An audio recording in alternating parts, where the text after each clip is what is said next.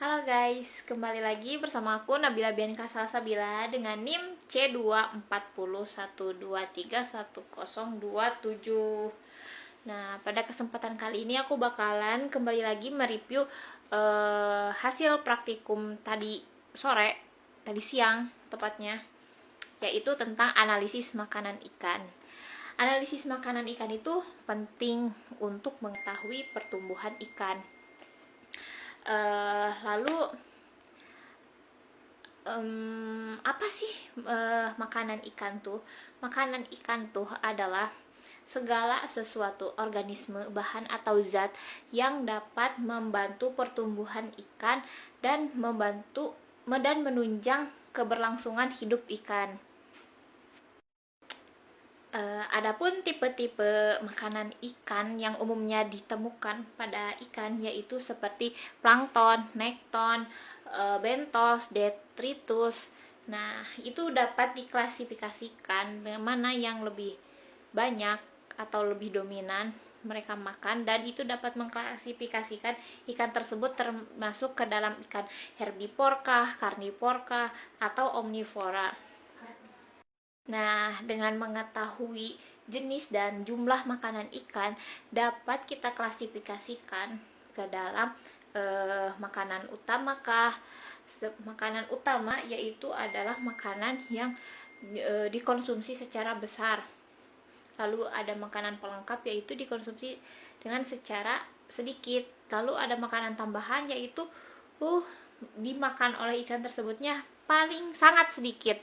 Lalu ada makanan pengganti yaitu dimana jika si makanan utama nggak ada, tidak tersedia, jadi ikan tersebut memakan makanan pengganti.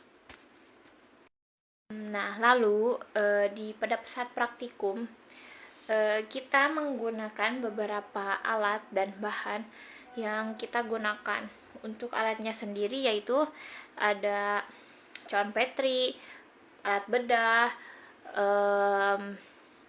gelas ukur, pipet, lalu ada juga mikroskop untuk kita menganalisis isi dari lambung ikan tersebut. Nah, untuk prosedurnya sendiri yaitu pertama adalah kita membersihkan dulu si sampel ususnya dari formalin dengan cara pakai tisu. Setelah kering, kita belah lambungnya.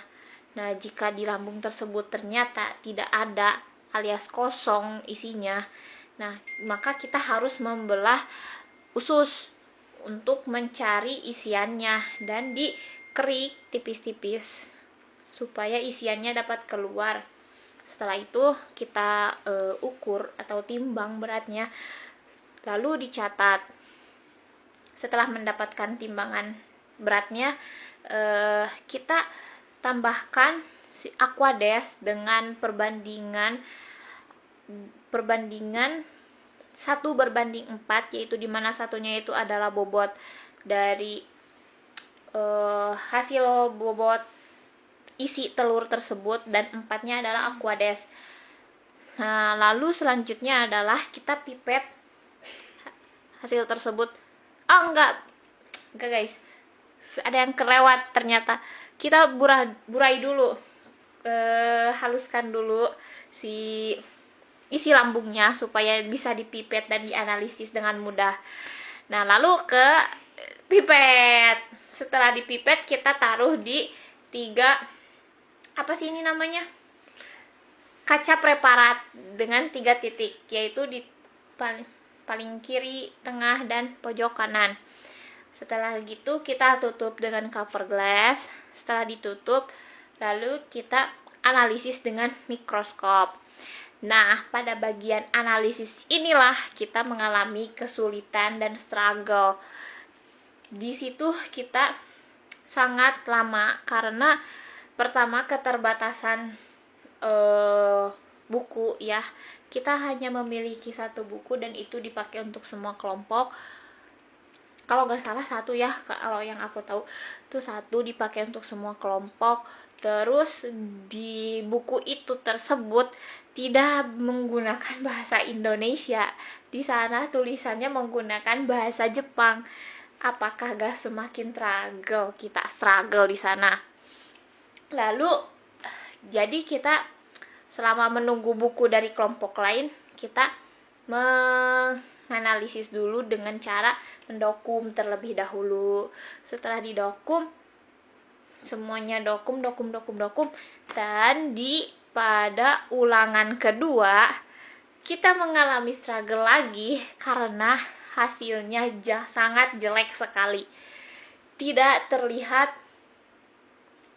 terlihat apa-apa. Mungkin itu kesalahan kami ya, karena kurang apa ya, gak tahu ya, pokoknya di sampel kedua, di ulangan kedua tuh jelek banget.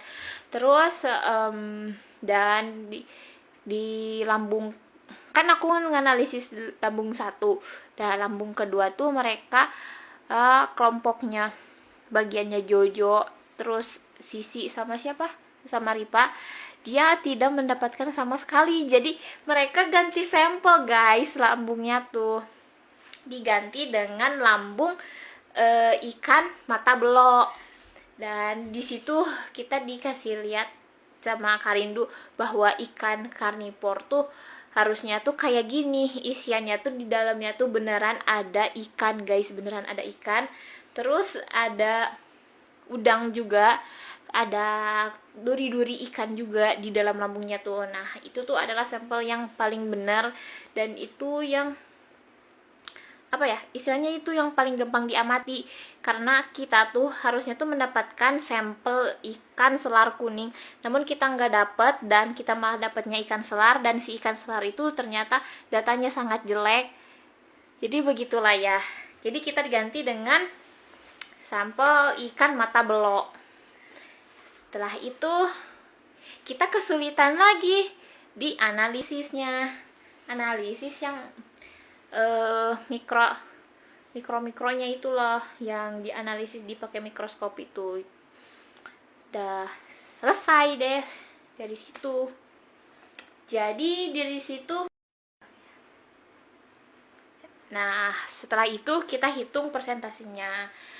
Demikianlah praktikum hari ini, yaitu hari Sabtu tanggal 21 September berlangsung.